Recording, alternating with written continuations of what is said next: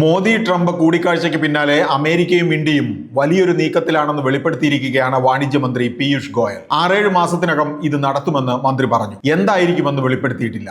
വിപുലമായൊരു വ്യാപാര കരാർ ഉണ്ടാകുമെന്നാണ് സൂചന.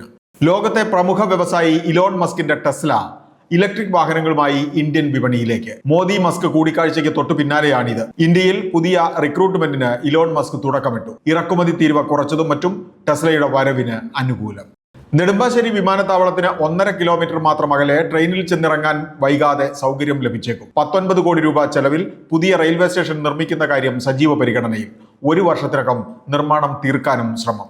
പാതിവില തട്ടിപ്പുമായി ബന്ധപ്പെട്ട് കേരളത്തിൽ 12 സ്ഥലങ്ങളിൽ എൻഫോഴ്സ്മെന്റ് ഡയറക്ടറേറ്റിന്റെ റെയ്ഡ്. പ്രതി അനന്തു കൃഷ്ണന്റെ സ്ഥാപനത്തിൽ ക്രൈംബ്രാഞ്ച് എസ്പിയുടെ നേതൃത്വത്തിലും പരിശോധന നടന്നു.